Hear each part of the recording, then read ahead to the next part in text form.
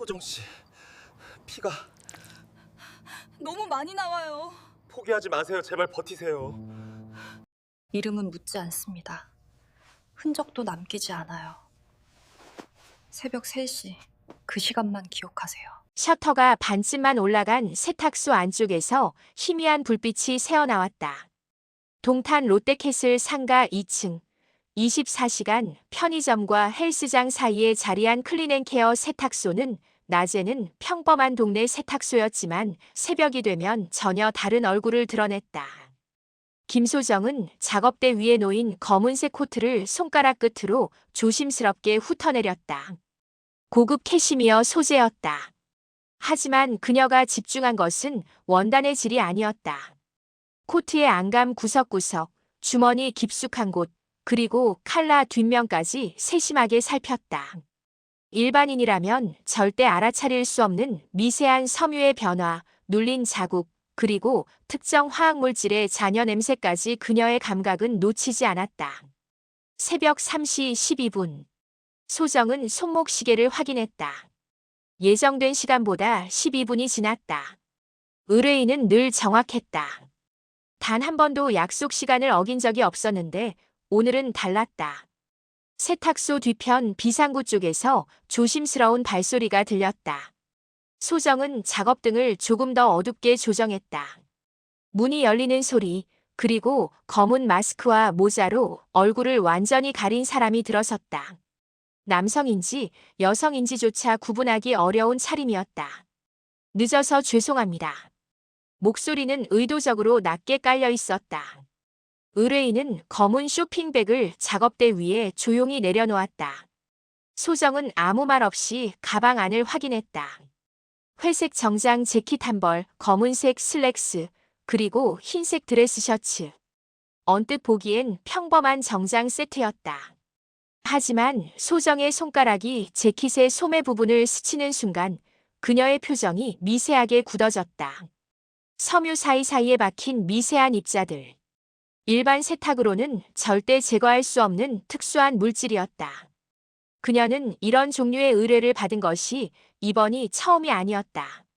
3일 후 같은 시간입니다. 소정이 짧게 말했다. 의뢰인은 고개를 끄덕이고는 봉투 하나를 건넸다. 현금. 늘 그랬듯이 정확한 금액이 들어있을 것이었다. 영수증도 카드 기록도 그 어떤 흔적도 남기지 않는 거래. 의뢰인이 나간 뒤 소정은 작업대 서랍에서 특수 장갑을 꺼내 끼었다. 일반 고무 장갑보다 훨씬 두껍고 내화학성이 강한 재질이었다. 그녀는 정장을 하나씩 펼쳐놓고 자외선 램프를 켰다. 보라색빛 아래서 옷감 곳곳에서 형광 반응이 나타났다. 소정의 과거는 복잡했다. 서울 강남의 고급 세탁소에서 7년간 일하며 그녀는 단순히 옷을 세탁하는 것 이상의 기술을 익혔다. 명품 의류의 손상된 부분을 복원하고 특수 소재를 다루며 때로는 옷에 남은 흔적을 통해 고객의 생활 패턴까지 파악하는 능력. 그녀는 자신도 모르게 옷의 언어를 읽는 법을 터득했다. 하지만 3년 전 그녀는 갑자기 그 세계에서 벗어나 동탄으로 내려왔다. 표면적인 이유는 독립이었다. 자신만의 가게를 열고 싶다는 평범한 꿈. 하지만 진짜 이유는 달랐다. 강남 세탁소에서 그녀가 마지막으로 맡았던 의뢰. 그 옷에서 발견한 것은 단순한 얼룩이 아니었다. 동탄에서의 삶은 평온했다. 낮에는 동네 주민들의 평범한 세탁물을 처리했다. 아이들의 교복, 직장인들의 와이셔츠, 주부들의 외출복. 소정은 친절했고 가격도 합리적이었으며 무엇보다 솜씨가 좋았다. 6개월 만에 그녀의 세탁소는 동네에서 가장 신뢰받는 곳이 되었다. 그러던 어느 날 첫 번째 새벽 의뢰인이 나타났다. 1년 전의 일이었다. 처음엔 거절하려 했다. 하지만 의뢰인이 제시한 금액은 일주일치 매출과 맞먹었다. 그리고 무엇보다 소정은 알았다. 이런 의뢰를 처리할 수 있는 사람이 흔하지 않다는 것을. 새벽 의뢰는 점점 늘어났다. 한 달에 한두 번이던 것이 일주일에 한 번으로, 그리고 지금은 거의 매일 밤 누군가가 찾아왔다. 의뢰인들은 모두 달랐지만 공통점이 있었다. 절대 얼굴을 드러내지 않았고 이름을 밝히지 않았으며 맡기는 옷들에는 항상 무언가가 묻어 있었다. 소정은 묻지 않았다. 그것이 룰이었다. 그녀는 단지 옷을 받아 최선을 다해 세탁하고 약속된 시간에 돌려줄 뿐이었다. 하지만 그녀의 예민한 감각은 자동으로 정보를 수집했다. 옷감에 묻은 화학물질의 종류, 얼룩의 패턴, 손상된 부위의 위치. 이 모든 것이 그녀의 머릿속에 데이터로 쌓여갔다. 새벽 4시가 넘어가자 소정은 셔터를 완전히 내렸다. 오늘 밤의 작업은 끝났다. 하지만 그녀는 작업대 위에 놓인 회색 재킷을 다시 한번 들여다봤다. 뭔가 다른 느낌이었다. 이전의 의뢰물들과는 미묘하게 달랐다. 재킷의 안쪽 주머니를 뒤집어 보니 실밥이 한 군데 뜯어져 있었다. 누군가 급하게 무언가를 꺼낸 흔적이었다. 그리고 그 틈 사이로 미세한 흰색 가루가 묻어 있었다. 소정은 손가락 끝으로 가루를 살짝 묻혀 코끝에 가져갔다. 냄새를 맡는 순간 그녀의 눈동자가 흔들렸다. 이건 실리콘이었다. 건축용이나 공업용으로 쓰이는 종류가 아니었다. 훨씬 더 정밀한 특수 목적용 실리콘. 소정은 이런 물질을 본 적이 있었다. 3년 전 강남에서 마지막으로 처리했던 그 옷에서. 갑자기 뒷문 쪽에서 소리가 났다. 소정은 재빠르게 재킷을 서랍 안에 넣고 작업등을 껐다. 발소리가 가까워졌다. 하지만 비상구로 들어오는 발소리가 아니었다. 세탁소 정문 쪽이었다. 소정 씨? 익숙한 목소리였다. 경비원 박태성이었다. 소정은 한숨을 내쉬며 불을 다시 켰다. 셔터를 조금 올리자 60대 초반의 경비원이 손전등을 들고 서 있었다. 이 시간에 무슨 일이세요?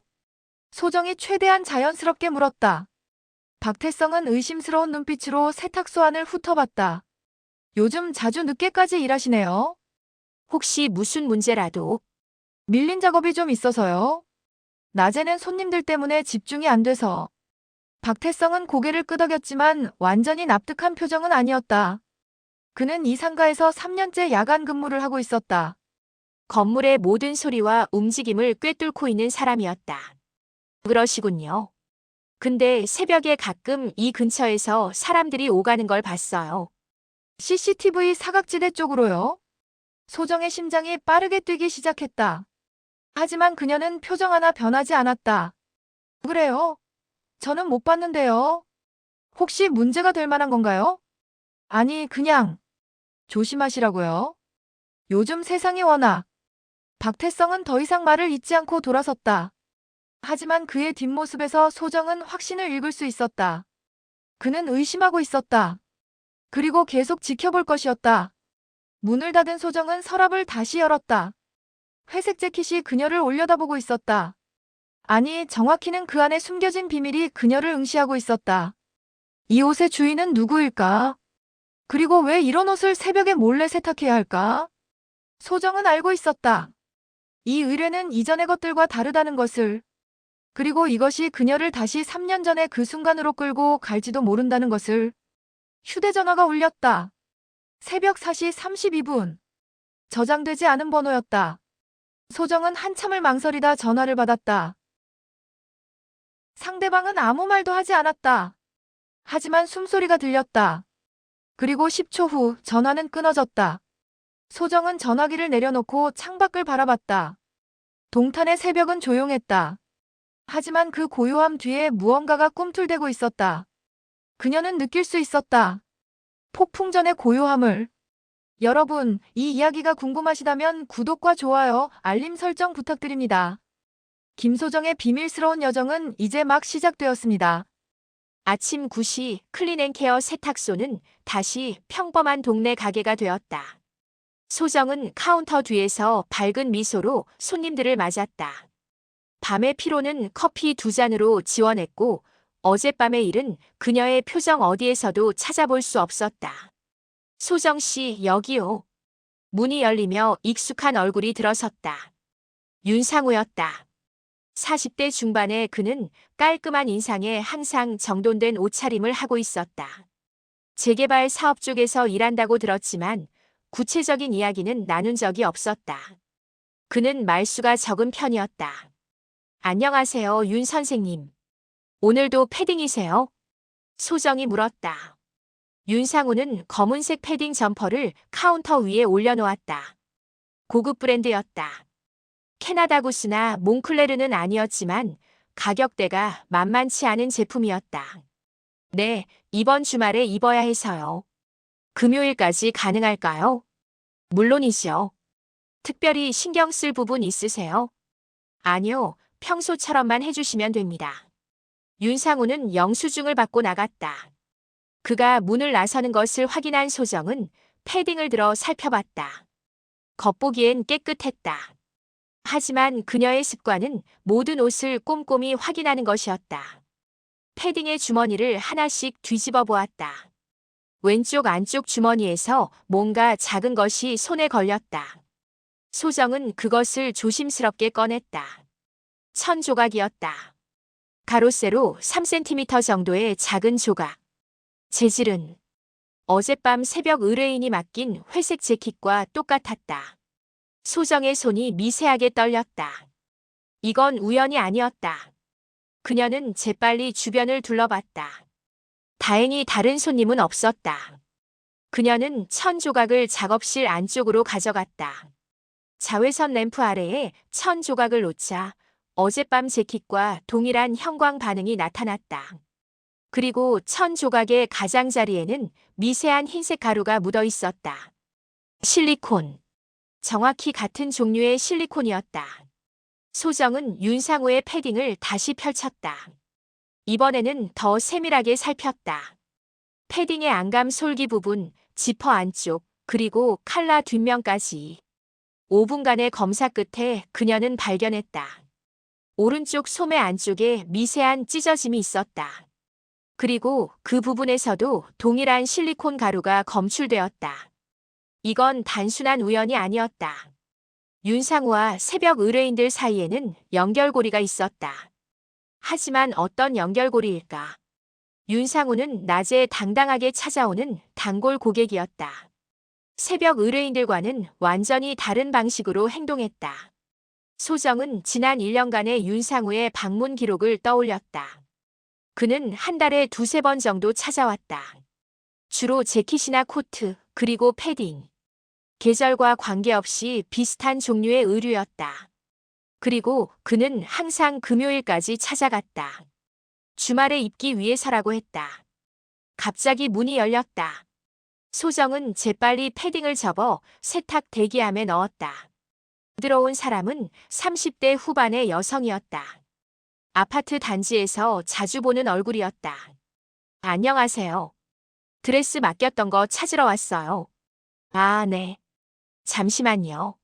소정은 평소의 밝은 표정으로 손님을 응대했다.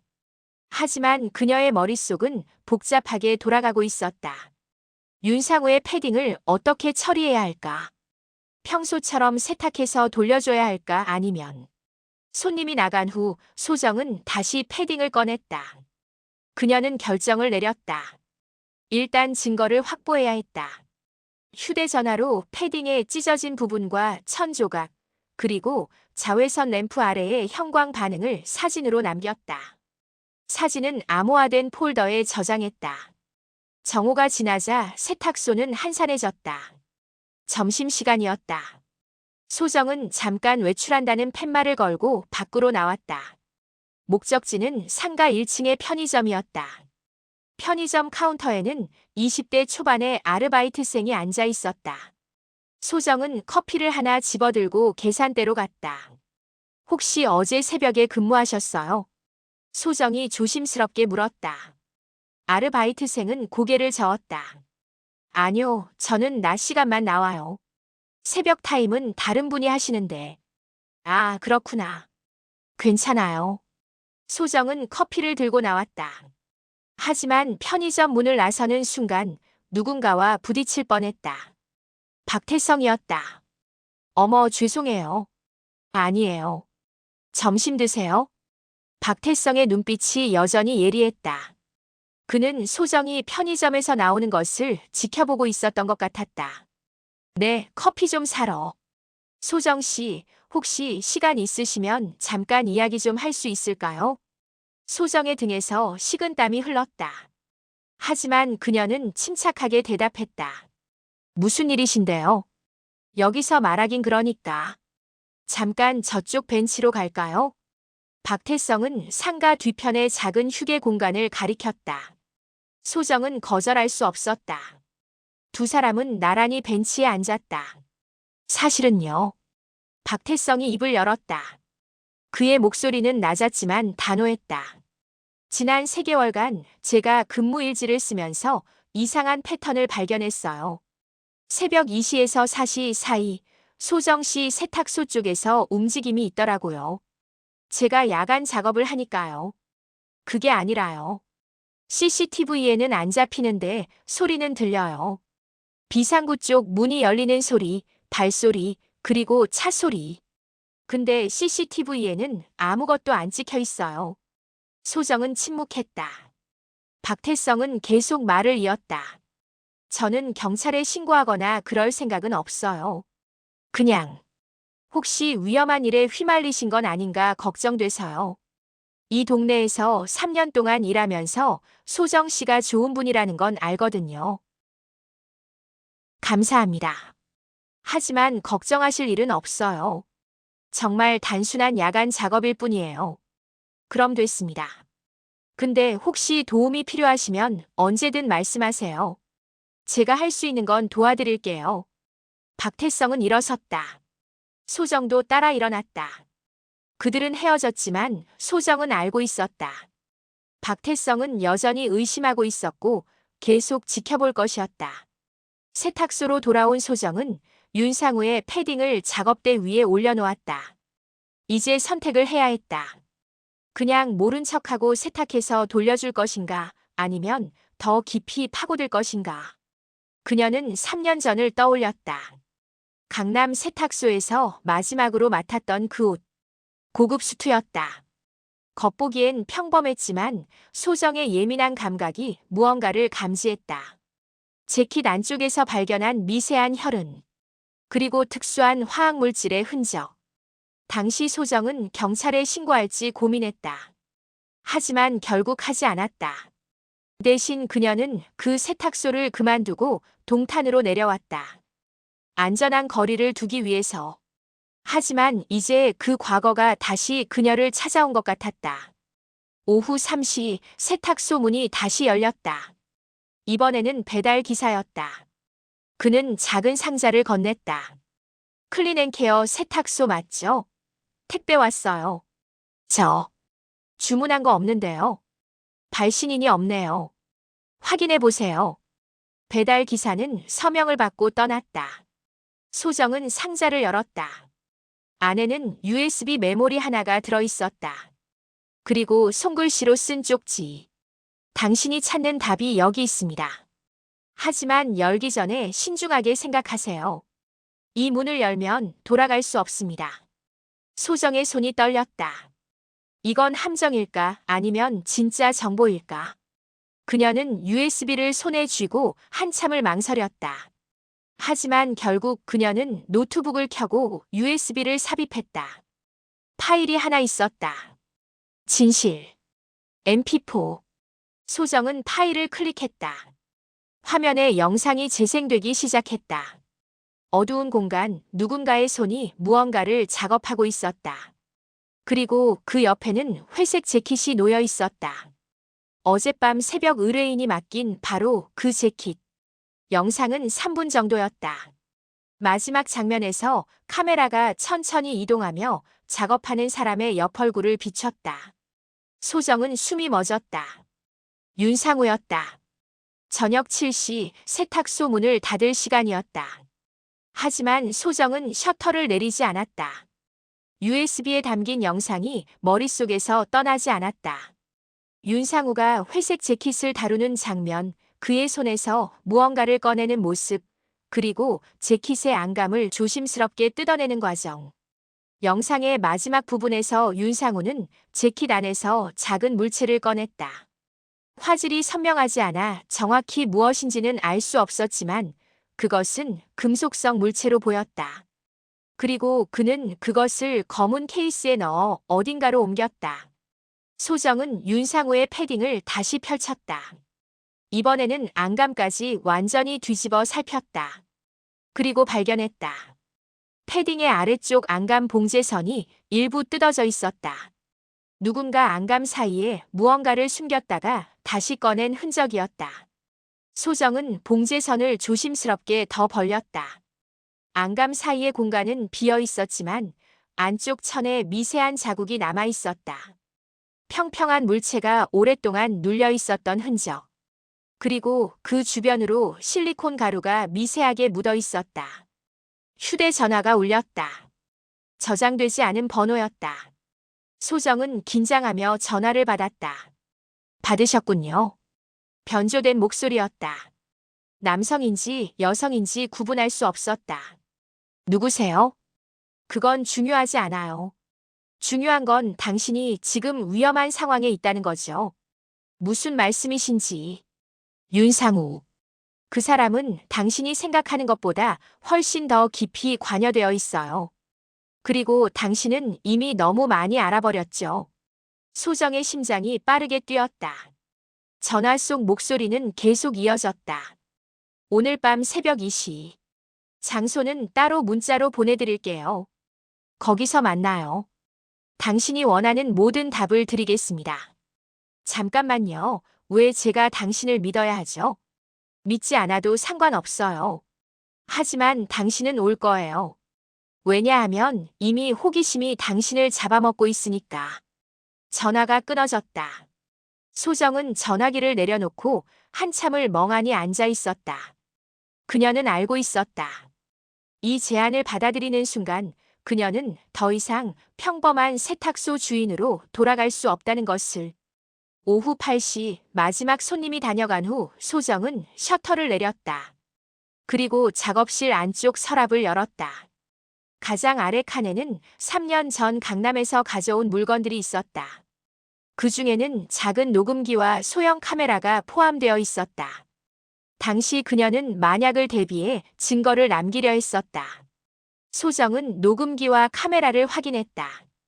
배터리는 충전이 필요했지만 작동에는 문제가 없었다.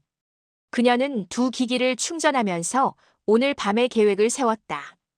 오후 10시 소정은 집에 들어가지 않고 세탁소에 남았다.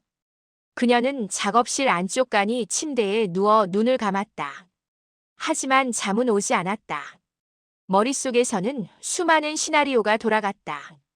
자정이 지나자 휴대전화에 문자가 왔다. 번호는 또 다른 비공개 번호였다. 동탄호수공원 북쪽 주차장. 새벽 2시. 소정은 문자를 확인하고 일어났다. 녹음기를 작은 가방 안쪽에, 카메라는 코트의 단추 사이에 숨겼다. 그리고 호신용으로 작은 스프레이 하나를 주머니에 넣었다. 새벽 1시 30분 소정은 세탁소를 나섰다. 그녀는 자신의 차를 타고 동탄호수공원으로 향했다. 새벽의 도로는 한산했다. 가로등 불빛만이 고요한 거리를 비췄다. 동탄호수공원 북쪽 주차장에 도착했을 때 시계는 1시 55분을 가리켰다. 주차장에는 차가 한 대도 없었다. 소정은 차를 주차하고 엔진을 끈 채 기다렸다.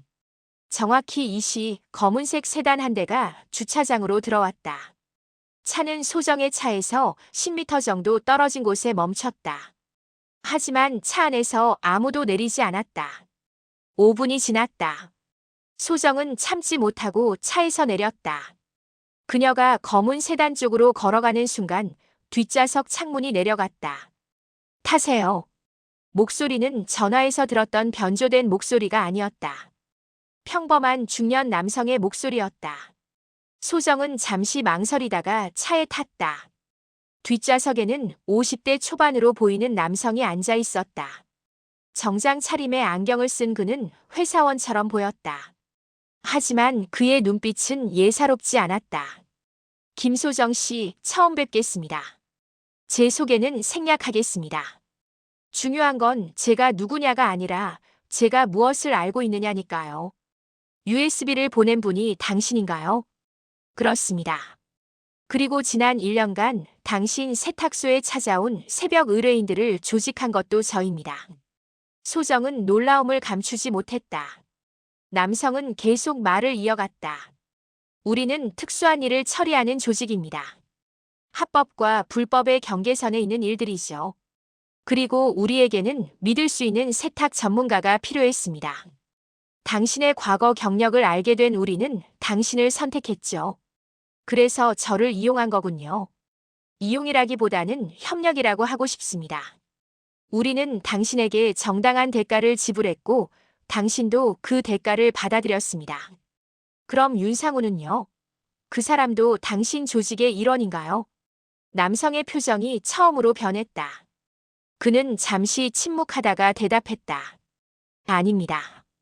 윤상우는 우리의 배신자입니다. 무슨 뜻이죠? 그는 원래 우리 조직에서 중요한 역할을 맡고 있었습니다. 하지만 6개월 전부터 독자적으로 움직이기 시작했죠. 그리고 우리가 처리하던 물건들을 빼돌리기 시작했습니다. 물건이요? 구체적으로 말씀드릴 수는 없습니다. 하지만 그 물건들은 잘못된 손에 들어가면 매우 위험한 것들입니다. 그리고 윤상우는 그것들을 팔아넘기려 하고 있습니다. 소정은 윤상우의 패딩에서 발견한 흔적들을 떠올렸다. 안감 사이에 숨겨졌던 평평한 물체.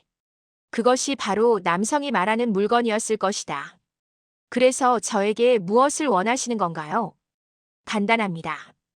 윤상우가 다음에 옷을 맡기러 오면 우리에게 연락해 주세요. 그리고 가능하다면 그의 옷에서 단서를 찾아주세요. 어디서 거래를 하려는지, 누구와 연결되어 있는지. 제가 그렇게까지 해야 할 이유가 있나요? 남성은 가방에서 봉투 하나를 꺼냈다. 두툼한 봉투였다. 이건 성금입니다. 일이 끝나면 이것의 5배를 드리겠습니다. 그리고 남성은 잠시 말을 멈췄다가 조심스럽게 이어갔다. 당신이 3년 전 강남에서 마주쳤던 그 일. 그것에 대한 진실도 알려드리겠습니다. 소정의 온몸에 전율이 흘렀다. 3년 전의 그 일. 그녀가 도망쳐 나온 이유. 그는 어떻게 그것을 알고 있을까? 당신은 누구죠? 정말로? 시간이 되면 알게 될 겁니다. 지금은 이것만 기억하세요. 우리는 적이 아닙니다. 그리고 당신이 우리를 도와준다면 당신도 원하는 답을 얻게 될 겁니다. 남성은 차 문을 열었다. 대화는 끝난 것이었다. 소정은 봉투를 들고 차에서 내렸다. 검은 세단은 빠르게 주차장을 빠져나갔다. 소정은 한참을 그 자리에 서 있었다. 새벽에 찬 공기가 그녀의 뺨을 스쳤다. 그녀는 알고 있었다. 이제 더 이상 방관자로 남을 수 없다는 것을. 그녀는 이미 이 게임의 일부가 되어버렸다. 차에 돌아온 소정은 봉투를 열었다. 현금 500만 원이 들어있었다. 그리고 그 아래 작은 카드 한 장. 경비원 박태성을 조심하세요. 그는 당신이 생각하는 사람이 아닙니다. 소정의 손에서 카드가 떨어졌다. 박태성. 그 친절하고 걱정스러워 보이던 경비원이. 새벽 3시에 세탁소로 돌아온 소정은 잠을 이룰 수 없었다. 검은 세단 남성의 말이 머릿속에서 맴돌았다.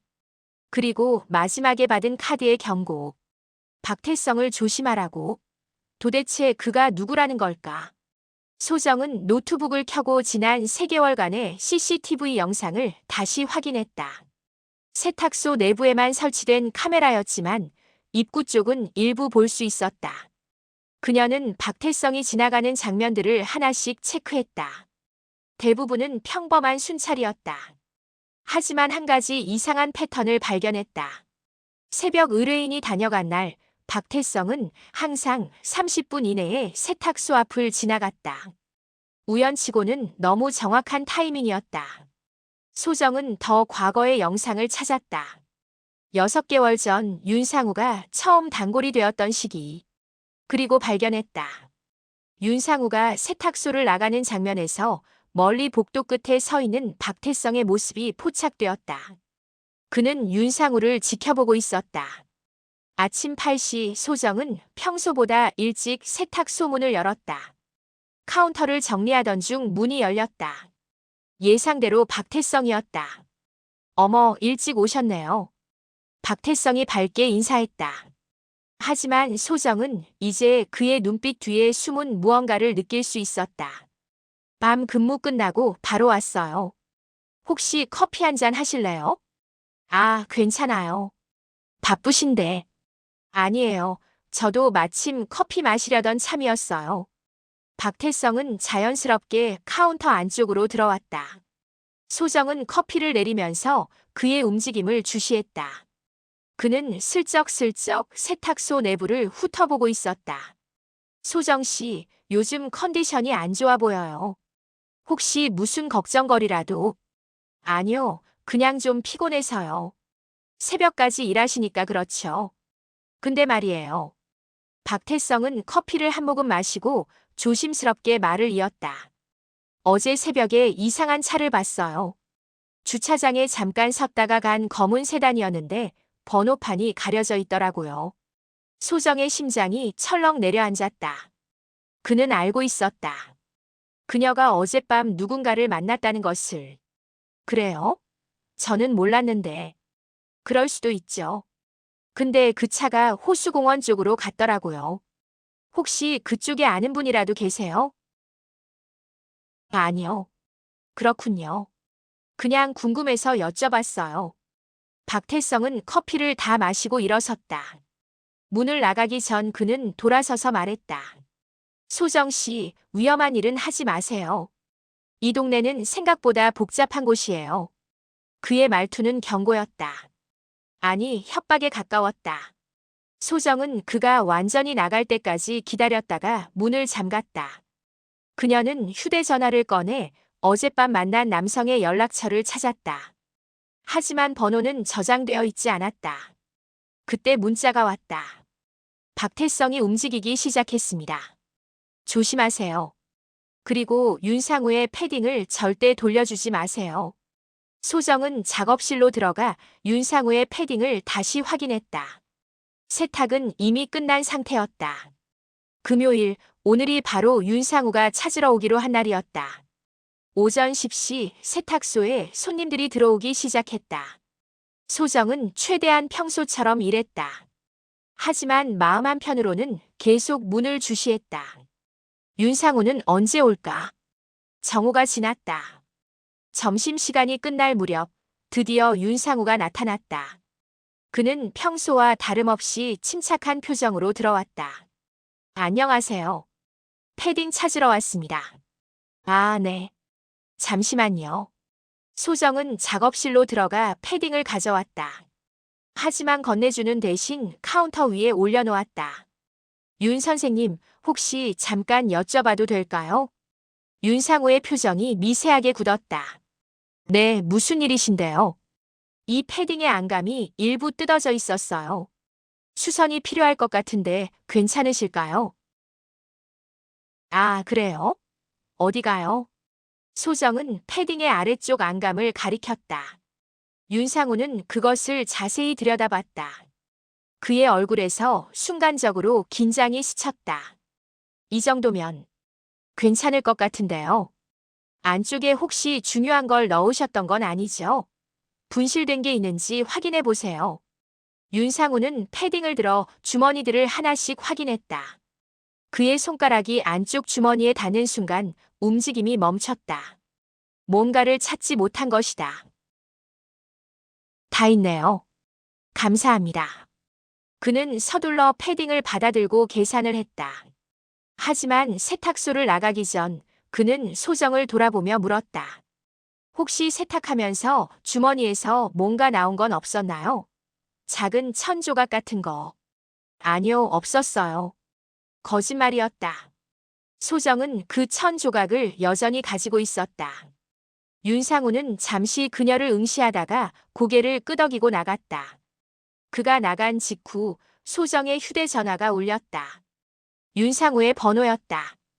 혹시 정말로 아무것도 안 나왔나요? 저한테 중요한 물건이거든요. 정말 없었어요. 혹시 잃어버리신 게 있으시면 다시 한번 확인해 드릴까요? 아니요, 괜찮습니다. 전화가 끊어졌다. 소정은 알았다. 윤상우는 확신하지 못하고 있었다. 그 1,000조각이 세탁소에 있는지 아니면 다른 곳에서 잃어버린 것인지. 오후 3시 소정은 세탁소 문에 잠깐 외출한다는 팻말을 걸었다. 그녀는 1,000조각을 작은 봉투에 넣어 가지고 나왔다. 목적지는 동탄역 근처의 과학수사 연구소였다. 대학 동기 중 한 명이 그곳에서 일하고 있었다. 소정은 오랜만에 연락을 해서 만남을 청했다. 동기는 반가워하며 흔쾌히 승낙했다. 소정아, 오랜만이다. 근데 갑자기 무슨 일이야? 언니, 부탁이 하나 있어. 이 1,000조각 좀 분석해 줄 수 있어. 소정은 봉투를 건넸다.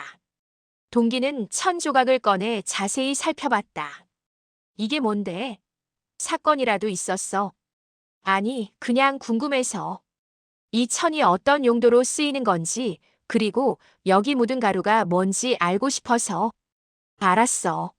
며칠 걸릴 거야. 결과 나오면 연락할게. 고마워. 그리고 이거 비밀로 해줘. 동기는 의아한 표정을 지었지만 고개를 끄덕였다. 소정은 연구소를 나와 세탁소로 돌아왔다. 하지만 세탁소 앞에 도착했을 때 그녀는 멈춰섰다. 세탁소 유리문이 깨져 있었다. 누군가 침입한 것이다. 소정은 재빠르게 주변을 둘러봤다. 상가 복도는 조용했다. 다른 가게 주인들은 모두 가게 안에 있거나 자리를 비운 상태였다. 그녀는 조심스럽게 깨진 유리문 너머로 세탁소 내부를 살폈다. 안은 엉망이었다. 카운터 서랍이 모두 열려 있었고 작업실 문도 활짝 열려 있었다. 하지만 이상하게도 물건들이 훼손되거나 크게 어질러진 것 같지는 않았다. 누군가 특정한 무언가를 찾았던 것 같았다. 소정은 경찰에 신고하려다 멈췄다. 만약 경찰이 오면 조사를 받아야 할 것이고 CCTV 영상을 확인하게 될 것이며 그렇게 되면 새벽 의뢰인들의 흔적이 드러날 수도 있었다. 그녀는 다른 방법을 선택했다. 세탁소 안으로 조심스럽게 들어간 소정은 먼저 작업실을 확인했다. 작업대 위의 의류들은 그대로였지만 서랍이 모두 뒤집어져 있었다. 그리고 가장 아래 서랍, 3년 전 강남에서 가져온 물건들을 보관하던 곳은 완전히 비어 있었다. 녹음기와 카메라, 그리고 몇 가지 개인적인 문서들이 사라졌다. 소정은 이를 악물었다. 침입자는 정확히 무엇을 찾아야 하는지 알고 있었다. 이건 단순한 절도가 아니었다. 휴대전화가 울렸다. 박태성이었다. 소정 씨, 지금 괜찮으세요? 방금 CCTV 확인하다가 이상한 걸 발견했어요. 무슨 일이신데요? 오후 3시쯤에 세탁소 쪽에 수상한 사람이 들어간 것 같아요. 근데 CCTV에 얼굴이 안 잡혔어요. 지금 세탁소 있으세요? 아, 네, 방금 돌아왔어요. 잠깐만 기다리세요. 지금 올라갈게요. 전화가 끊어지기 전에 소정은 재빨리 작업실을 정리했다. 서랍을 닫고 어질러진 서류들을 대충 정리했다. 그리고 깨진 유리문 앞에서 박태성을 기다렸다. 박태성은 2분 만에 도착했다. 그는 깨진 문을 보고 놀란 표정을 지었다. 이게 대체 경찰에 신고하셨어요? 아직이요. 방금 도착해서. 일단 안으로 들어가지 마세요. 증거가 훼손될 수 있어요. 제가 바로 신고할게요. 박태성은 휴대전화를 꺼냈다. 하지만 소정이 그의 손을 잡았다. 잠깐만요. 신고는 제가 할게요.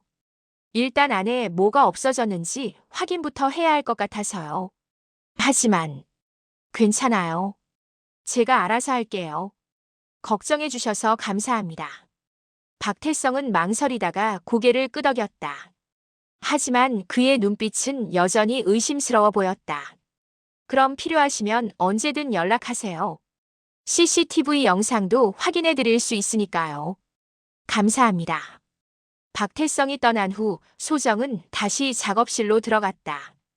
그녀는 침입자가 찾지 못한 것이 있는지 확인했다. 작업대 및 천장 틈새, 그리고 세탁기 뒤편까지 샅샅이 뒤졌다. 그리고 발견했다. 세탁기 뒤편 벽 틈에 작은 USB 하나가 떨어져 있었다. 소정은 그것이 침입자가 떨어뜨린 것인지 아니면 원래 거기 있던 것인지 확신할 수 없었다. 하지만 일단 주머니에 넣었다. 저녁 6시 소정은 유리문을 임시로 막고 세탁소 문을 닫았다. 그녀는 집으로 가지 않고 근처 카페로 향했다. 사람들이 많은 곳이 안전할 것 같았다. 카페 구석자리에 앉아 노트북을 켠 소정은 USB를 삽입했다. 파일이 여러 개 있었다. 사진 파일, 영상 파일, 그리고 텍스트 문서. 첫 번째 사진을 열었을 때 소정은 숨이 막혔다. 사진 속에는 윤상우가 있었다. 하지만 그는 혼자가 아니었다. 옆에는 박태성이 서 있었다. 그리고 두 사람은 무언가를 주고받고 있었다. 사진의 촬영 날짜는 3개월 전이었다. 장소는 동탄호 수공원이었다. 소정은 다음 사진들을 확인했다. 윤상우와 박태성의 만남은 한두 번이 아니었다. 최소 10번 이상의 만남이 기록되어 있었다. 영상 파일을 재생했다. 흔들리는 화면 속에서 두 사람의 대화가 들렸다. 다음 거래는 언제입니까? 윤상우의 목소리였다. 서두르지 마. 아직 시간이 있어. 그것보다 세탁소 여자 눈치챈 것 같은데. 박태성의 목소리였다. 소정은 자신을 말하는 것임을 알았다. 처리해야 하나? 아니, 아직은 아니야. 일단 지켜보자. 혹시 모르니까 유용하게 쓸 수도 있어. 영상이 끝났다. 소정의 손이 떨렸다. 박태성과 윤상우는 공모자였다. 그리고 그들은 그녀를 감시하고 있었다. 텍스트 문서를 열었다. 그것은 거래 내역서였다. 날짜, 품목, 금액이 상세하게 기록되어 있었다. 품목란에는 암호 같은 코드들이 적혀 있었지만 금액은 명확했다. 수억 원대의 거래들이었다. 마지막 항목을 보던 소정은 멈췄다. 거래 장소가 적혀 있었다. 롯데캐슬 상가 지하 1층 창고. 바로 그녀의 세탁소가 있는 건물이었다. 소정은 노트북을 덮었다. 모든 조각이 맞춰지기 시작했다. 윤상우와 박태성은 롯데캐슬 상가를 거점으로 불법 거래를 하고 있었다. 그리고 그들은 세탁소를 이용해 증거를 지우려 했던 것이다. 하지만 여전히 의문이 남았다. 어젯밤 만난 검은 세단의 남성은 누구인가? 그리고 그는 왜 이 USB를 소정에게 넘기려 했던 걸까? 휴대전화가 울렸다. 과학수사연구소의 동기였다. 소정아, 결과 나왔어. 근데 이거 심각한 것 같은데. 무슨 말이야? 그 1000조각, 방탄복에 쓰이는 특수 섬유야. 그리고 묻어있던 가루는 시사 폭약 제조에 쓰이는 실리콘 화합물이야. 너 지금 무슨 일에 휘말린 거야? 소정은 대답할 수 없었다. 방탄복, 시사 폭약. 이건 단순한 불법 거래가 아니었다. 훨씬 더 위험한 일이었다. 언니, 이거 경찰에 신고 안 한 거지? 아직. 절대 신고하지 마. 이런 거는 국정원이나 경찰청 특수부에서 다뤄야 하는 거야. 자칫하면 너 위험해질 수 있어. 알았어. 조심할게. 전화를 끊은 소정은 카페를 나왔다. 밖은 어두워지고 있었다. 그녀는 세탁소로 돌아가지 않고 근처 모텔로 향했다. 오늘 밤은 안전한 곳에서 보내야 했다. 모텔방에 들어간 소정은 문을 잠그고 창문을 확인했다. 그리고 침대에 누워 천장을 바라봤다. 모든 것이 너무 빠르게 돌아가고 있었다. 자정이 가까워질 무렵 휴대전화에 문자가 왔다. 저장되지 않은 번호였다. 내일 아침 8시 세탁소 뒷골목에서 만납시다. 혼자 오세요. 당신이 알아야 할 진실이 있습니다. 발신자는 밝히지 않았다. 하지만 소정은 예감했다. 내일 아침 모든 것이 명확해질 것이라고. 새벽 7시 소정은 모텔을 나섰다. 밤새 제대로 잠을 이루지 못했지만 그녀의 정신은 오히려 더 명료했다. 세탁소로 가는 길 그녀는 주변을 계속 살폈다. 누군가 따라오는 것 같은 기분이 들었지만 뒤를 돌아봐도 수상한 사람은 보이지 않았다. 세탁소 앞에 도착했을 때는 7시 40분이었다. 깨진 유리문은 그대로였다. 소정은 뒷문으로 돌아갔다. 뒷골목은 좁고 어두웠다. 쓰레기통과 에어컨 실외기가 놓인 평범한 상가 뒷골목이었다. 정확히 8시 골목 끝에서 인기척이 들렸다. 소정은 긴장한 채 그쪽을 바라봤다. 한 사람이 천천히 다가왔다. 역광 때문에 얼굴은 보이지 않았지만 체격으로 보아 남성이었다. 거리가 가까워지자 소정은 그 사람의 얼굴을 알아볼 수 있었다. 그녀는 놀라움을 감추지 못했다. 윤상우 씨? 윤상우는 평소와 달리 초췌해 보였다. 눈 밑에는 다크서클이 짙었고 턱에는 무정한 수염이 자라 있었다. 그는 소정에게 다가와 조용히 말했다. 김소정 씨, 제가 설명할 기회를 주시겠습니까? 당신이 어젯밤 문자를 보낸 건가요? 아닙니다. 하지만 오늘 아침 당신이 여기 올 거라는 걸 알았습니다. 그래서 먼저 온 겁니다. 어떻게 알았죠? 윤상우는 주머니에서 작은 추적 장치를 꺼냈다.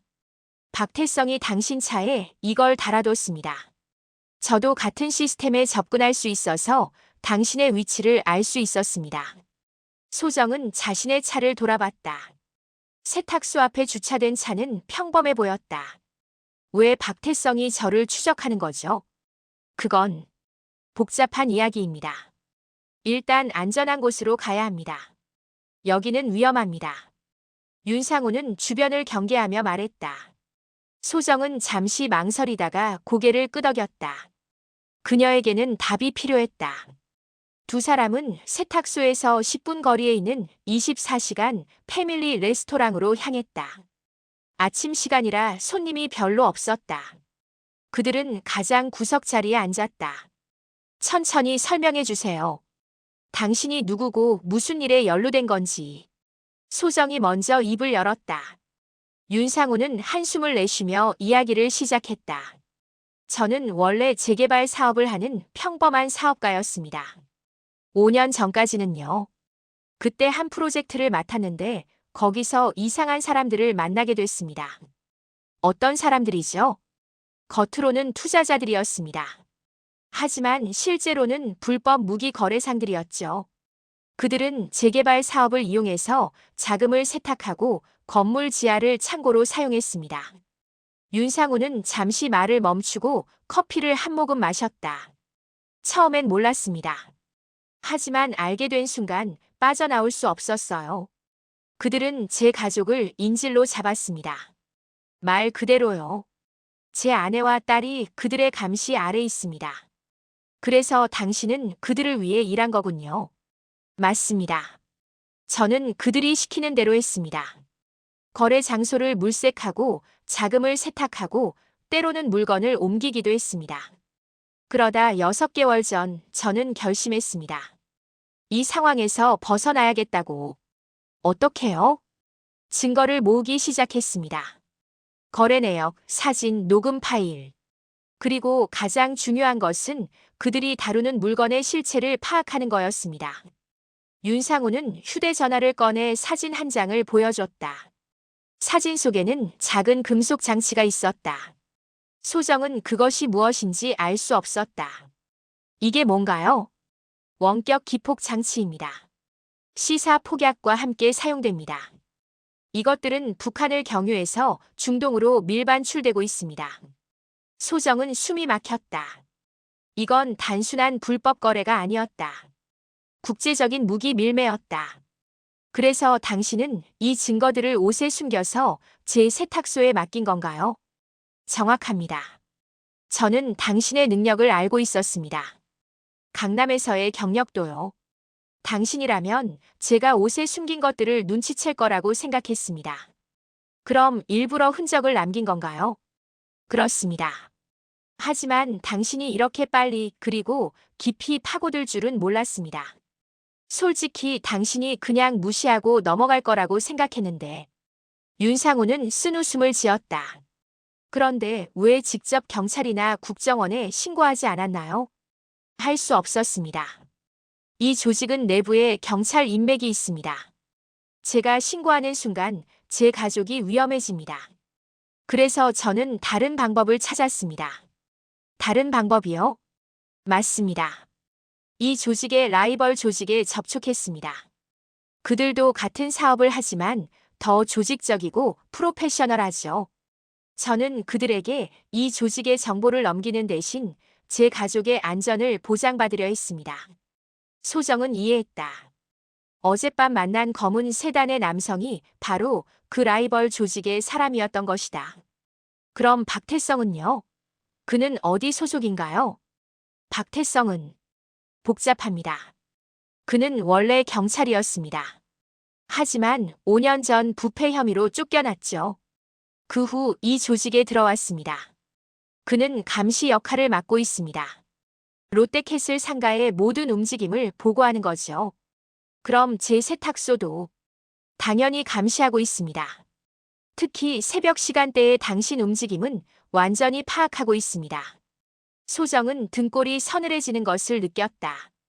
그녀가 처리했던 모든 새벽 의뢰인들의 정보가 박태성에게 넘어갔을 것이다. 그럼 새벽 의뢰인들은요? 그들은 누구죠? 그들은 라이벌 조직의 사람들입니다. 그들도 같은 건물을 이용하고 있었던 거죠. 두 조직이 한 건물에서 작업하는 줄도 모르고요. 그게 이 상황을 더 복잡하게 만들었습니다. 윤상우는 시계를 확인했다. 시간이 없습니다. 오늘 밤 10시 지하 창고에서 큰 거래가 있을 예정입니다. 양쪽 조직 모두 모를 겁니다. 서로의 존재를요. 만약 그때 두 조직이 마주친다면 전쟁이 벌어지겠군요. 맞습니다. 그리고 그 한가운데 당신의 세탁소가 있습니다. 당신은 지금 가장 위험한 위치에 있어요.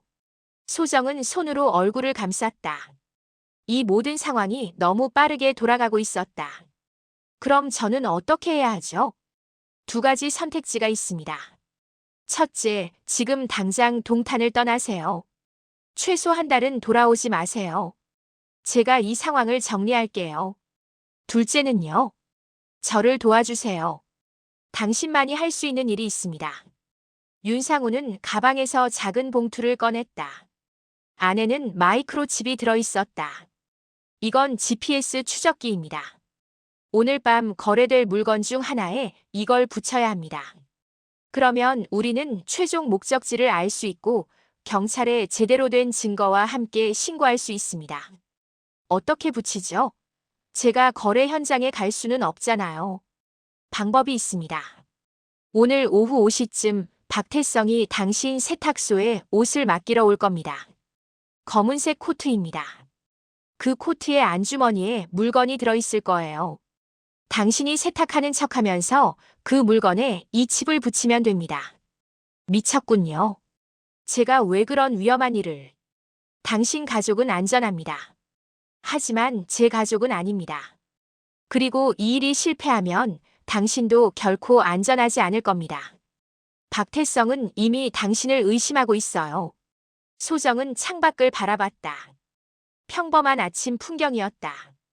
출근하는 사람들, 아이를 등교시키는 부모들, 커피를 사러 가는 직장인들. 모두가 평범한 하루를 시작하고 있었다. 하지만 그녀의 하루는 전혀 평범하지 않았다. 시간을 주세요. 생각해 볼게요. 오후 3시까지 답을 주세요. 그 이후엔 너무 늦습니다. 윤상우는 자리에서 일어났다. 나가기 전 그는 돌아서서 말했다. 김소정 씨, 당신은 강남에서 도망친 게 아닙니다. 당신은 살아남은 겁니다. 이번에도 살아남을 수 있어요. 저를 믿어주세요. 그가 떠난 후 소정은 한참을 그 자리에 앉아 있었다. 웨이터가 다가와 리필을 권했지만 그녀는 거절했다. 그녀는 결정을 내려야 했다. 오전 11시 소정은 세탁소로 돌아왔다. 유리 수리기사가 와서 깨진 문을 교체하고 있었다. 그녀는 작업실로 들어가 서랍을 열었다. 윤상우가 준 GPS 칩을 꺼내 손에 올려놓았다. 작은 칩이었다. 손톱만 한 크기. 하지만 이 작은 것이 모든 것을 바꿀 수 있었다. 정오가 지나고 손님들이 하나둘 찾아왔다. 소정은 평소처럼 친절하게 응대했다. 하지만 그녀의 마음은 계속 흔들리고 있었다. 오후 2시 휴대전화가 울렸다. 저장되지 않은 번호였다. 결정하셨습니까? 윤상우의 목소리였다. 만약 제가 거절하면요? 그럼 저는 혼자서 해야겠죠. 성공 확률은 10% 정도일 겁니다. 그리고 실패하면 제 가족과 저 그리고 당신 모두 위험해집니다. 알겠어요. 하겠습니다. 고맙습니다. 꼭 살아남읍시다. 전화가 끊어졌다. 소정은 GPS 칩을 주머니에 넣었다. 이제 돌이킬 수 없었다. 오후 4시 50분 소정은 카운터 뒤에서 시계를 바라봤다. 10분 후면 박태성이 올 것이었다. 그녀의 손은 미세하게 떨렸다. 하지만 그녀는 심호흡을 하며 마음을 가라앉혔다. 정확히 5시 세탁소 문이 열렸다. 박태성이었다. 그는 평소와 같은 미소를 지으며 들어왔다. 소정 씨, 코트 좀 맡기려고요. 네, 어떤 코트세요? 박태성은 검은색 코트를 카운터 위에 올려놓았다. 고급 캐시미어 소재였다. 소정은 코트를 들어 확인했다. 언제까지 필요하세요? 내일 아침까지 가능할까요? 급하게 입을 일이 있어서요. 물론이죠. 소정은 영수증을 작성하며 말했다. 박태성은 영수증을 받고 나가려다가 멈춰섰다. 참, 소정 씨. 어제 침입 사건 경찰에 신고는 하셨어요? 아, 네, 했어요. 근데 별거 없어졌다고 하니까 그냥 기록만 남기고 끝났어요. 다행이네요. 앞으로 조심하세요. 요즘 이 동네가 좀 수상해요. 박태성은 미소를 지으며 나갔다. 하지만 그 미소 뒤에 무언가 숨어 있는 것 같았다. 문이 닫히자마자 소정은 코트를 작업실로 가져갔다. 그녀는 재빠르게 안주머니를 확인했다. 윤상우의 말대로 안주머니가 평소보다 두툼했다. 조심스럽게 주머니를 열자 작은 금속 상자가 나왔다. 손바닥만 한 크기였다. 소정은 상자를 열지 않고 GPS 칩을 꺼냈다. 칩은 접착식이었다. 그녀는 칩을 상자 안쪽에 붙이고 다시 주머니에 넣었다. 모든 과정은 3분도 걸리지 않았다. 소정은 코트를 세탁기에 넣고 평소처럼 작업을 시작했다. 하지만 그녀의 심장은 여전히 빠르게 뛰고 있었다. 저녁 7시 코트 세탁이 끝났다. 소정은 코트를 다림질하고 포장했다. 이제 내일 아침 박태성이 찾아갈 것이다. 그리고 그날 밤 모든 것이 결정될 것이었다. 세탁소 문을 닫은 소정은 윤상우에게 문자를 보냈다. 완료했습니다. 답장은 즉시 왔다. 잘하셨습니다. 이제 마지막 단계만 남았습니다. 오늘 밤 9시 세탁소에서 기다리세요. 제가 찾아가겠습니다. 소정은 휴대전화를 내려놓고 창밖을 바라봤다.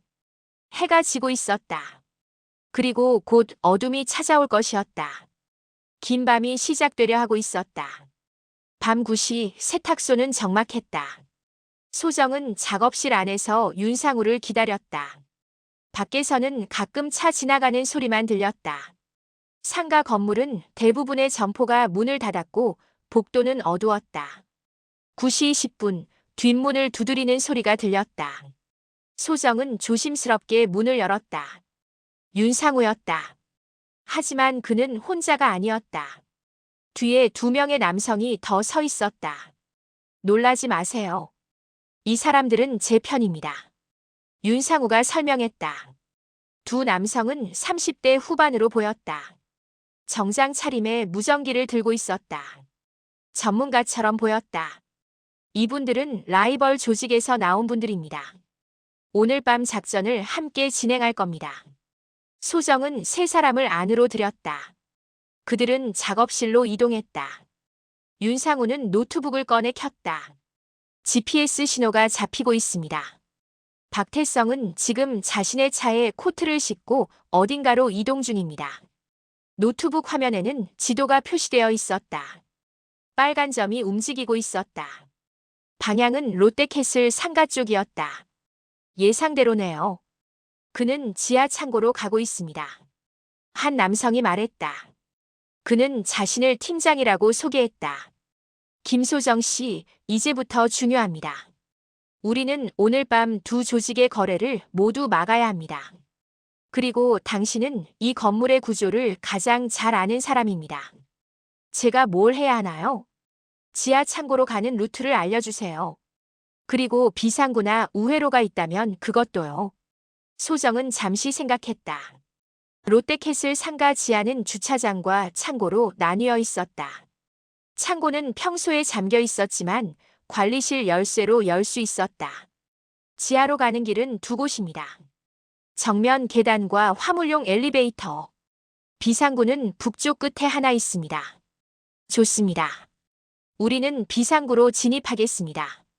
윤상우 씨는 여기서 GPS 추적을 계속하고 김소정 씨는 팀장이 말을 멈췄다. 그는 소정을 바라보며 신중하게 말했다. 솔직히 말씀드리면 당신은 여기 있는 게 가장 안전합니다. 하지만 만약 상황이 틀어지면 당신의 도움이 필요할 수도 있습니다. 무슨 도움이요? 건물 구조나 비상 연락 같은 것들이요. 당신이 동행하시겠습니까? 소정은 망설였다. 하지만 그녀는 이미 너무 깊이 들어와 있었다. 여기서 멈출 수는 없었다. 가겠습니다. 좋습니다. 하지만 절대 위험한 행동은 하지 마세요. 우리 뒤에서만 따라오세요. 밤 9시 30분, 네 사람은 세탁소를 나섰다. 건물 복도는 어두웠다. 비상등만 희미하게 켜져 있었다. 그들은 북쪽 끝 비상구로 향했다. 비상구 문은 잠겨 있었다. 팀장은 특수도구로 문을 열었다. 소리 없이 문이 열렸다. 그들은 계단을 따라 지하로 내려갔다. 지하 1층에 도착하자 복도가 나왔다. 복도 끝에는 창고로 통하는 철문이 있었다. 문 아래로 불빛이 새어나오고 있었다. 안에 누군가 있다는 뜻이었다. 팀장은 무전기를 꺼내 조용히 말했다. 타겟 확인. 진입 준비. 다른 남성이 철문 쪽으로 조심스럽게 다가갔다. 그는 문틈으로 안을 살폈다. 그리고 손가락으로 숫자를 표시했다. 3명이었다. 갑자기 창고 안에서 목소리가 들렸다. 물건 확인했습니까? 박태성의 목소리였다. 네, 문제 없습니다. 예정대로 내일 새벽 운송하겠습니다. 다른 목소리였다. 낮고 굵은 남성의 목소리. 조심하십시오. 요즘 주변이 수상합니다. 누군가 우리를 감시하는 것 같습니다. 알고 있습니다. 그래서 경로를 바꿨습니다. 원래 계획보다 6시간 앞당기겠습니다. 소정은 팀장을 돌아봤다. 팀장의 표정이 굳어 있었다. 계획이 틀어진 것이었다. 철수합니다. 지금 당장. 팀장이 조용히 명령했다. 하지만 그때였다. 복도 반대편에서 불빛이 보였다. 누군가 다가오고 있었다. 숨으세요. 팀장이 속삭였다. 네 사람은 재빨리 복도 옆 작은 공간으로 몸을 숨겼다. 불빛이 가까워졌다.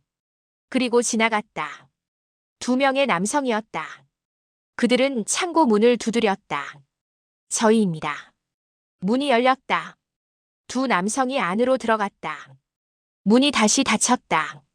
이제 창고 안에는 최소 5명이 있었다. 상황이 안 좋습니다. 백업을 요청해야겠습니다. 팀장이 무전기에 대고 말했다. 하지만 무전기에서는 잡음만 들렸다. 신호가 안 잡힙니다. 지하라서 그런 것 같습니다. 그럼 어떻게 하죠? 소정이 물었다. 팀장은 잠시 생각하다가 결정을 내렸다. 일단 위로 올라가서 백업을 부르겠습니다. 여기는 제 동료가 감시하고 있겠습니다. 김소정 씨, 윤상우 씨와 함께 세탁소로 돌아가세요. 하지만 그때 창고 문이 다시 열렸다. 박태성이 나왔다. 그리고 그는 곧장 소정이 숨어 있는 쪽으로 걸어왔다. 팀장이 재빨리 권총을 꺼냈다. 하지만 쏠 수는 없었다. 총소리가 나면 모든 게 끝이었다. 박태성이 점점 가까워졌다. 3m, 2m. 갑자기 건물 어딘가에서 큰 소리가 났다. 폭발음이었다. 건물이 흔들렸다. 박태성이 멈춰섰다. 창고 안에서 사람들이 뛰쳐나왔다. 무슨 일이야? 위에서 폭발이 있었습니다. 혼란이 시작됐다. 팀장은 이 기회를 놓치지 않았다. 지금입니다. 뛰세요. 네 사람은 비상구 쪽으로 달렸다. 뒤에서 고함 소리가 들렸다. 거기 누구야? 박태성이 그들을 발견한 것이었다. 팀장은 뒤도 돌아보지 않고 계단을 올라갔다. 소정도 뒤따랐다. 심장이 터질 것 같았다. 1층에 도착했을 때 건물은 난리였다. 스프링클러가 작동하고 있었고 화재 경보가 울리고 있었다. 사람들이 건물 밖으로 대피하고 있었다. 저쪽으로. 팀장이 소리쳤다. 그들은 군중 속으로 섞여 들어갔다. 밖으로 나가자 소방차와 경찰차가 도착하고 있었다. 김소정 씨, 지금 당장 이 건물에서 멀리 떨어지세요. 당신의 집도 안전하지 않습니다. 호텔이나 친구 집으로 가세요. 윤상우 씨는요? 그는 이미 안전한 곳으로 갔을 겁니다. 걱정하지 마세요. 팀장은 소정에게 명함을 건넸다. 24시간 후에 이 번호로 연락하세요. 그때까지 절대 세탁소에 가지 마세요. 알겠죠? 소정은 고개를 끄덕였다. 팀장과 동료는 군중 속으로 사라졌다. 소정은 혼자 남았다. 그녀는 불타는 건물을 바라봤다. 연기가 하늘로 솟아오르고 있었다. 무슨 일이 벌어진 걸까? 폭발은 계획된 것이었을까? 아니면 사고였을까? 그리고 윤상우는 정말 안전한 걸까? 소정은 군중에서 빠져나와 근처 편의점으로 갔다. 그녀는 휴대전화를 꺼내 윤상우에게 전화를 걸었다. 하지만 전화는 받지 않았다. 문자도 보냈지만 답이 없었다. 불안감이 엄습했다. 소정은 편의점을 나와 택시를 잡았다. 목적지는 서울이었다. 동탄에서 최대한 멀리 가야 했다. 택시 안에서 소정은 휴대전화를 확인했다. 뉴스 알림이 떠 있었다. 동탄 롯데캐슬 상가 화재 원인 조사 중. 기사를 읽어 내려가던 소정은 한 문장에서 멈췄다. 화재 현장에서 신원 미상의 시신 1구 발견. 소정의 손이 떨렸다. 누구의 시신일까? 그녀는 창밖을 바라봤다. 서울로 가는 고속도로의 불빛들이 빠르게 지나갔다. 그리고 그녀는 알았다. 이 모든 것은 이제 막 시작되었을 뿐이라는 것을. 서울 강남의 작은 비즈니스 호텔. 소정은 체크인을 마치고 방으로 들어갔다. 가장 싼 방이었지만 지금은 그게 중요하지 않았다. 그녀는 침대에 앉아 휴대전화를 켰다. 여전히 윤상우에게서 연락이 없었다. 새벽 2시 소정은 잠을 이룰 수 없었다. 그녀는 노트북을 켜고 동탄 화재 사건을 검색했다. 기사들이 계속 업데이트되고 있었다. 롯데캐슬 상가 지하 창고에서 불법 물품 발견, 경찰, 조직 범죄 가능성 제기. 그리고 새로운 기사가 올라왔다. 화재 현장에서 발견된 시신, 전직 경찰관으로 확인. 소정은 기사를 클릭했다. 사진이 있었다. 박태성이었다. 소정은 숨이 막혔다. 박태성이 죽었다. 어떻게? 왜? 그녀의 머릿속이 복잡해졌다. 박태성은 나쁜 사람이었을지 몰라도 죽어야 할 만큼은 아니었다. 휴대전화가 울렸다. 새벽 2시 30분. 저장되지 않은 번호였다. 소정은 조심스럽게 전화를 받았다. 김소정 씨. 윤상우의 목소리였다. 하지만 평소와 달랐다. 지쳐 있었고 떨리고 있었다. 윤상우 씨, 지금 어디세요? 괜찮으세요? 저는 괜찮습니다. 하지만 상황이 꼬였습니다. 박태성이 죽었어요. 뉴스에 나왔어요. 알고 있습니다. 제가 그를 죽인 건 아닙니다. 믿어주세요. 그럼 누가요? 모릅니다. 하지만 제 생각엔 라이벌 조직도 원래 조직도 아닌 제3의 세력이 개입한 것 같습니다. 제3의 세력이요? 네. 오늘 밤 폭발은 계획된 게 아니었습니다. 누군가 일부러 두 조직을 충돌시키려 한 겁니다. 그리고 그 과정에서 박태성이 희생됐습니다. 윤상우는 잠시 말을 멈췄다가 계속했다. 김소정 씨, 당신은 지금 매우 위험합니다. 모든 조직이 당신을 찾고 있을 겁니다. GPS 칩을 붙인 사람이 누군지 알아내려 할 거예요. 그럼 저는 어떻게 해야 하죠? 일단 서울에 머무르세요. 절대 동탄으로 돌아가지 마세요. 그리고 제가 연락할 때까지 전화를 받지 마세요. 잠깐만요. 당신은 어디 있는 거예요? 당신 가족은 안전한가요? 제 가족은 이미 안전한 곳으로 보냈습니다. 그리고 저도 곧 그들에게 갈 겁니다. 하지만 그 전에 해야 할 일이 있습니다. 무슨 일이요? 진짜 배우를 찾는 겁니다.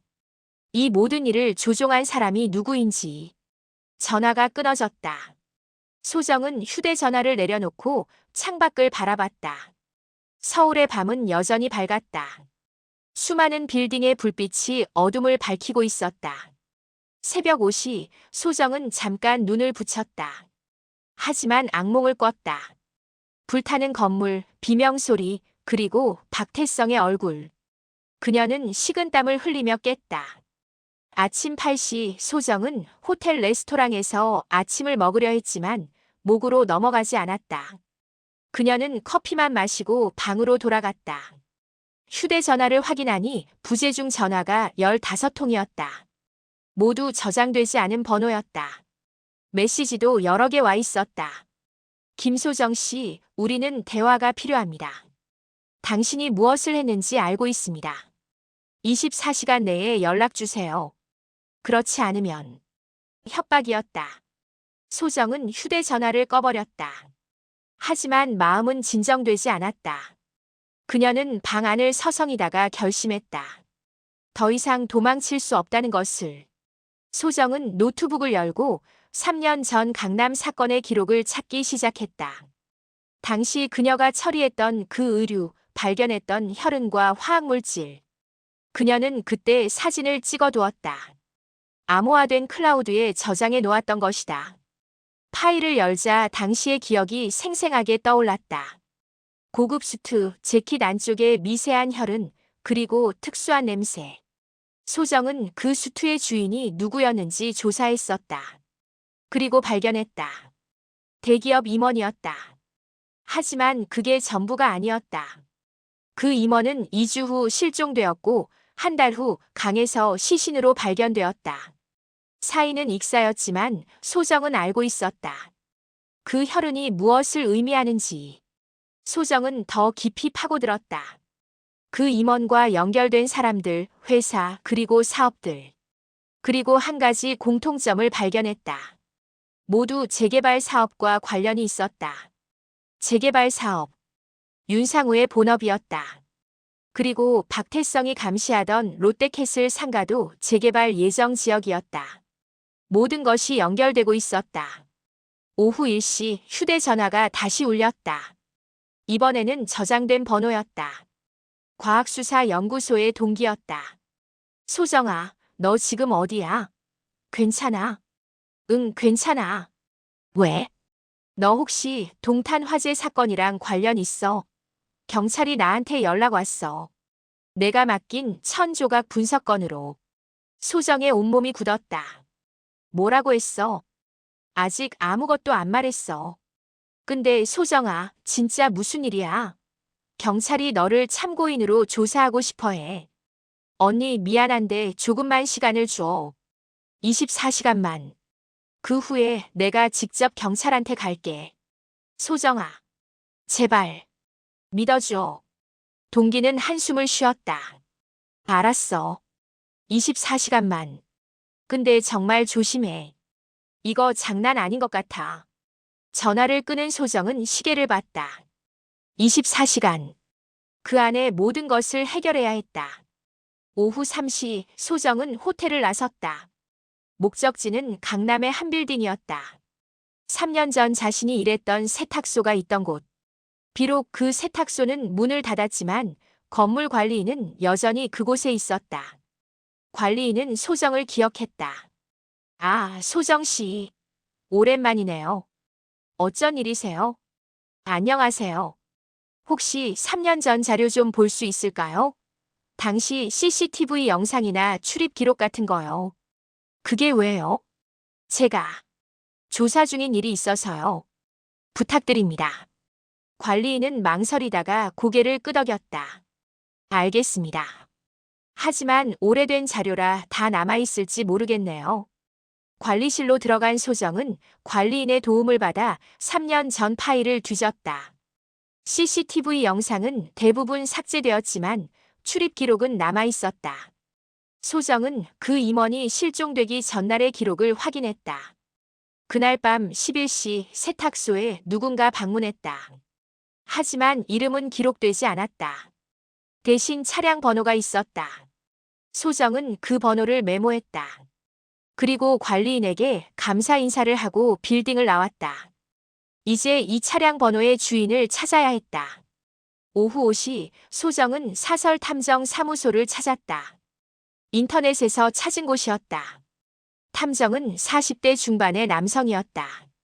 소정은 차량 번호를 건넸다. 이 차의 소유주를 찾아주실 수 있나요? 가능은 합니다만 비용이 좀 들어갑니다. 그리고 불법일 수 있습니다. 얼마든 드릴게요. 그리고 제발 빨리 해주세요. 탐정은 소정을 한참 바라보다가 고개를 끄덕였다. 이 시간 주세요.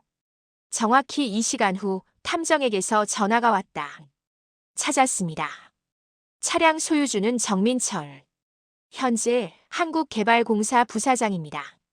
소정은 그 이름을 검색했다. 정민철. 50대 후반 한국개발공사에서 20년 넘게 근무한 인물. 그리고 그가 맡고 있는 프로젝트 중 하나가 바로 동탄 재개발 사업이었다. 모든 퍼즐이 맞춰졌다. 정민철이 배후였다. 그는 재개발 사업을 이용해 불법 거래를 조직했고 윤상우와 박태성을 이용했다. 그리고 소정의 세탁소를 증거인멸 장소로 활용하려 했던 것이다. 소정은 즉시 윤상우에게 전화를 걸었다. 하지만 여전히 받지 않았다. 대신 문자를 보냈다. 정민철. 한국개발공사 부사장. 그가 배우입니다. 10분 후 답장이 왔다. 알고 있었습니다. 하지만 증거가 없었습니다. 당신이 찾아낸 차량 기록이 핵심 증거가 될 수 있습니다. 지금 당장 경찰에 가세요. 제가 준비한 다른 증거들과 함께 제출하세요. 소정은 심호흡을 했다. 이제 끝을 향해 가고 있었다. 그녀는 택시를 잡아 타고 강남경찰서로 향했다. 경찰서 앞에 도착했을 때 그녀는 잠시 망설였다. 하지만 더 이상 물러설 곳은 없었다. 소정은 경찰서 문을 열고 들어갔다. 신고하러 왔습니다. 동탄 화재 사건과 관련해서요. 강남경찰서 조사실. 소정은 형사 2명 앞에 앉아 있었다. 한 명은 40대 후반의 베테랑 형사였고 다른 한 명은 30대 초반의 젊은 형사였다. 김소정 씨, 처음부터 천천히 말씀해 주세요. 어떻게 이 사건에 연루되신 건가요? 베테랑 형사가 물었다. 소정은 한 달 전부터 시작된 일들을 설명하기 시작했다. 새벽 의뢰인들, 윤상우의 패딩에서 발견한 천 조각, 박태성의 감시, 그리고 어젯밤의 화재까지. 형사들은 집중해서 들었다. 소정이 말을 마치자 젊은 형사가 물었다. 그럼 윤상우 씨는 지금 어디 있나요? 모릅니다. 마지막 통화 이후 연락이 끊겼습니다. 그리고 정민철 부사장이 배우라는 증거는요? 소정은 가방에서 노트북을 꺼냈다. 그녀는 3년 전 차량 기록, 출입 기록, 그리고 자신이 수집한 모든 자료를 보여줬다. 형사들은 자료를 검토했다. 이것만으로는 부족합니다. 정황 증거일 뿐이에요. 베테랑 형사가 말했다. 하지만 조사는 시작할 수 있습니다. 정민철을 참고인으로 소환해서 조사하겠습니다. 바로 그때 조사실 문이 열렸다. 또 다른 형사가 들어왔다. 팀장님 급보입니다. 방금 한국개발공사 건물에서 정민철 부사장이 투신했습니다. 소정은 숨이 막혔다.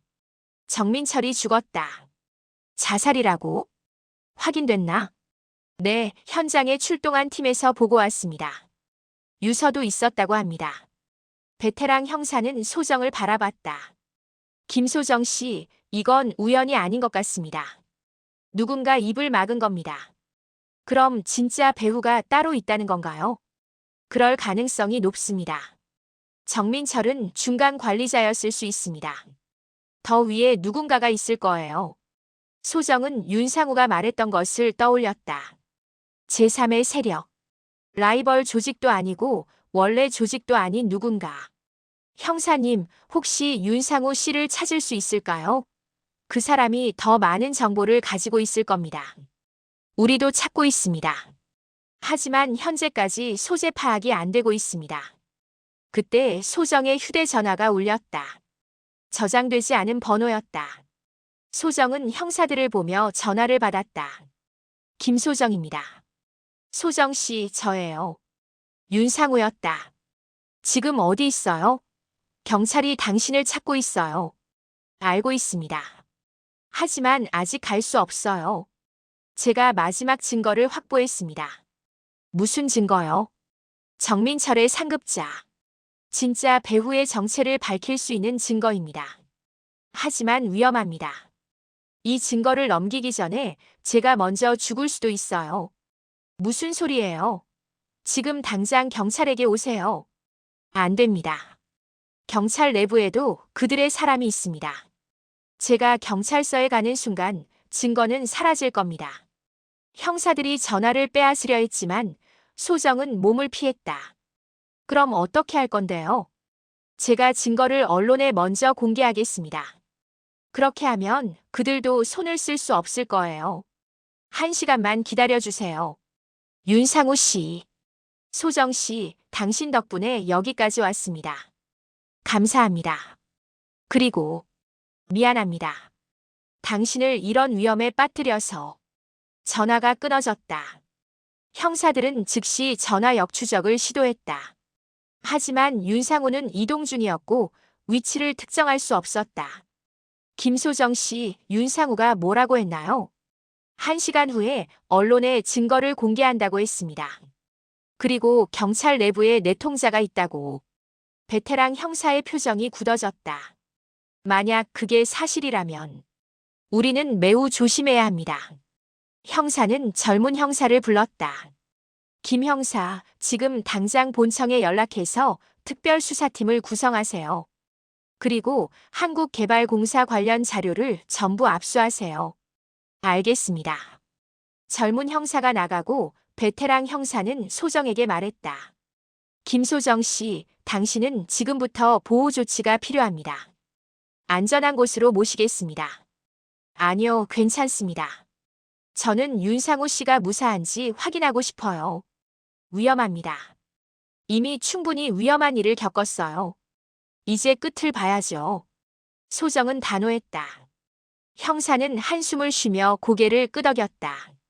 1시간이 지났다. 소정과 형사는 조사실에서 뉴스를 지켜봤다. 오후 8시 주요 방송사에서 속보가 나왔다. 속보입니다. 한국개발공사와 관련된 대규모 불법 무기 거래 의혹이 제기됐습니다. 제보자가 공개한 자료에 따르면 화면에는 서류들과 사진들이 나왔다.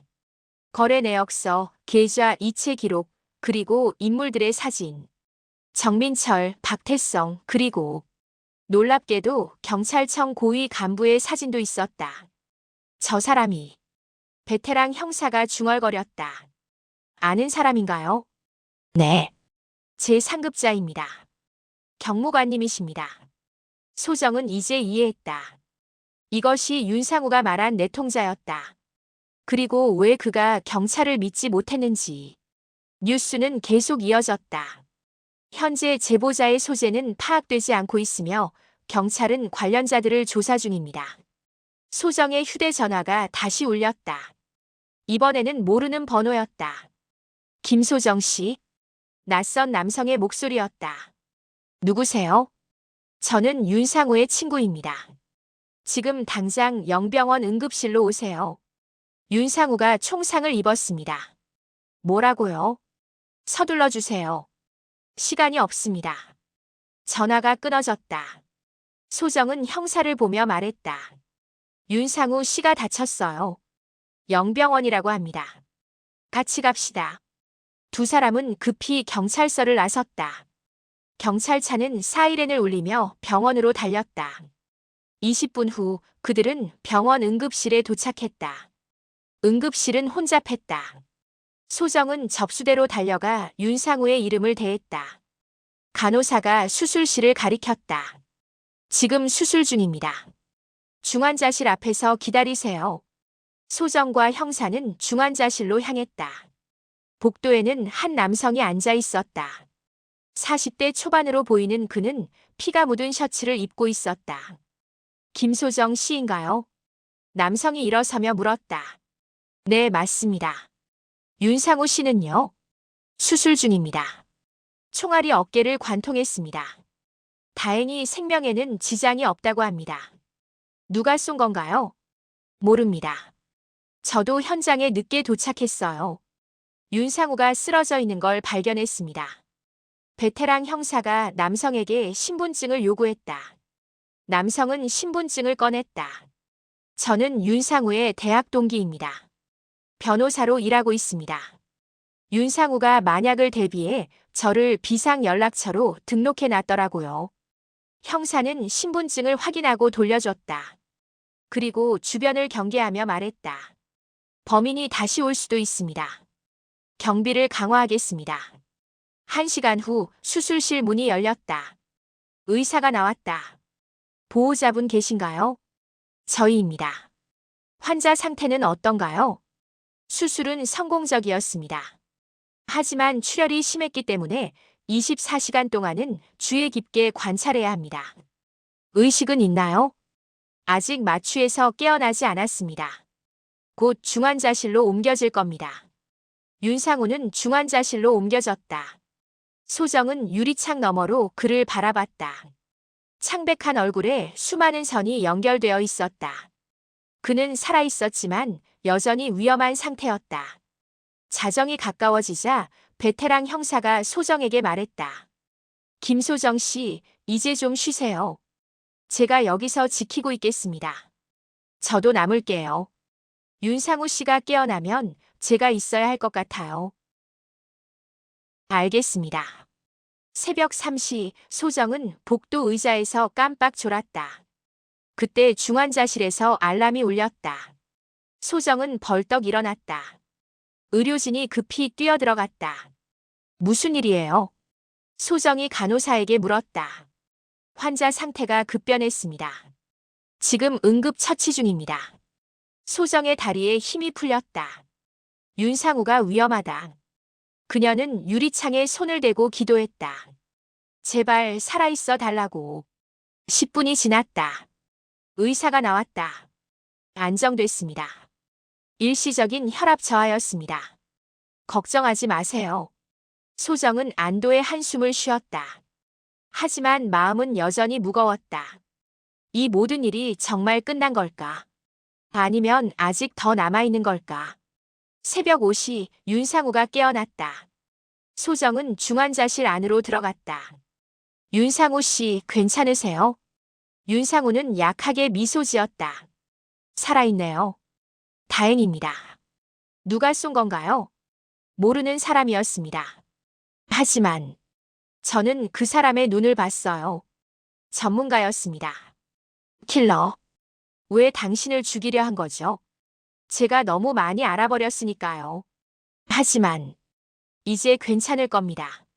증거는 이미 공개됐고 언론이 움직이고 있으니까요.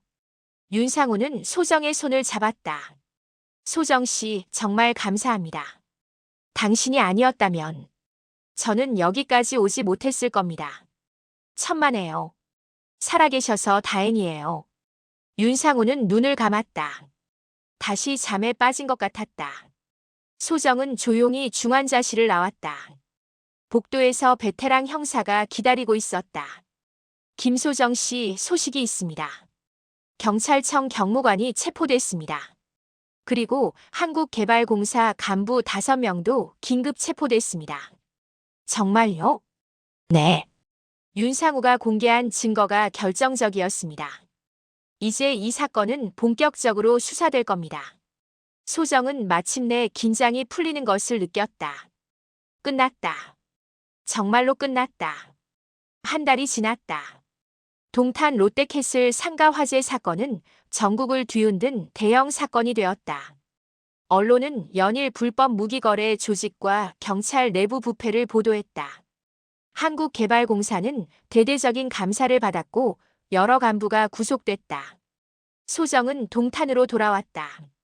세탁소는 화재로 일부 손상됐지만 복구 가능한 수준이었다. 그녀는 한 달간 문을 닫고 수리를 진행했다. 오늘은 재개장하는 날이었다. 아침 9시 소정은 새로 단장한 세탁소 문을 열었다. 유리문에는 클린앤케어 세탁소 재개장이라는 현수막이 걸려 있었다. 첫 손님은 예상치 못한 사람이었다. 윤상우였다. 그는 목발을 짚고 있었지만 표정은 밝았다. 안녕하세요, 소정 씨. 재개장 축하드립니다. 어머, 윤상우 씨. 어떻게 오셨어요? 세탁물 맡기러 왔죠. 뭐?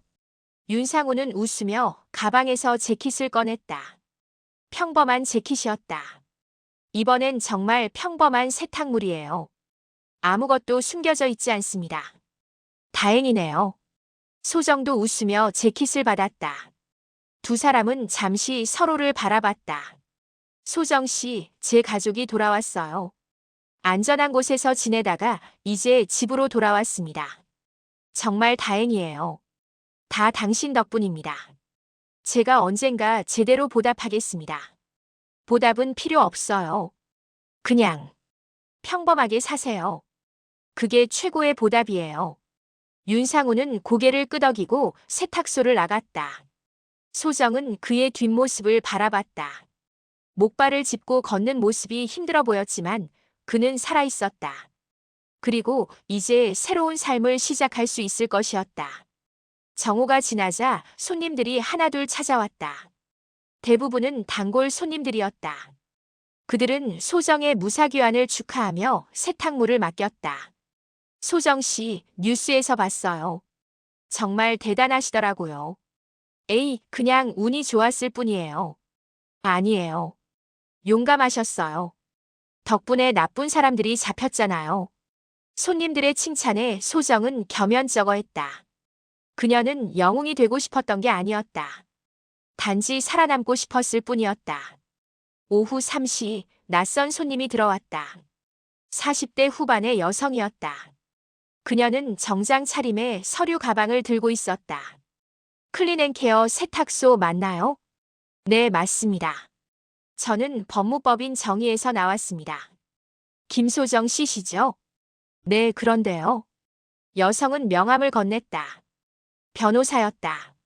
저희가 이번 사건 관련해서 피해자분들의 법률 지원을 하고 있습니다. 김소정 씨도 피해자로 등록되셨더라고요. 아, 네. 혹시 손해배상 청구를 하실 의향이 있으신가요? 세탁소 피해와 정신적 피해에 대해서요. 소정은 잠시 생각했다. 사실 세탁소 수리 비용이 만만치 않았다. 그리고 한 달간 영업을 못한 손실도 컸다. 한번 생각해 보겠습니다. 연락드릴게요. 네, 언제든 연락 주세요. 변호사가 나간 후 소정은 명함을 바라봤다. 손해배상. 그녀는 돈을 원하지 않았다. 하지만 현실적으로 필요하기도 했다. 저녁 6시 소정은 세탁소 문을 닫으려 할 때 마지막 손님이 들어왔다. 젊은 남성이었다. 20대 후반으로 보였다. 안녕하세요. 혹시 김소정 씨세요? 네, 그런데요. 저는 기자입니다. 한국일보에서 나왔고요. 혹시 인터뷰 가능하실까요? 인터뷰요? 네. 이번 사건에 대한 심층 기사를 준비 중입니다. 김소정 씨의 이야기를 듣고 싶어서요. 소정은 고개를 저었다. 죄송하지만 인터뷰는 사양하겠습니다. 왜요? 당신의 용기를 많은 사람들이 알아야 하지 않을까요? 저는 용감하지 않았어요. 그냥 살아남으려고 했을 뿐이에요. 그리고 이제는 평범한 일상으로 돌아가고 싶어요. 기자는 아쉬운 표정을 지었지만 더 이상 권하지 않았다. 알겠습니다. 하지만 혹시 마음이 바뀌시면 연락 주세요. 기자가 나가고 소정은 마침내 세탁소 문을 닫았다. 하루가 끝났다. 평범한 하루. 그녀가 원했던 바로 그런 하루. 집으로 돌아가는 길 소정은 동탄호수공원을 지나갔다. 한 달 전 검은 세단을 만났던 그 주차장. 지금은 평화로웠다. 산책하는 사람들, 자전거 타는 아이들, 강아지를 산책시키는 부부들. 소정은 벤치에 앉아 호수를 바라봤다. 석양이 호수에 반사되어 아름다웠다. 그녀는 지난 한 달을 떠올렸다. 공포, 긴장, 그리고 위험. 하지만 이제는 끝났다. 휴대전화가 울렸다. 과학수사연구소의 동기였다. 소정아, 오랜만이다. 잘 지내? 응, 언니. 잘 지내고 있어. 다행이다. 나 너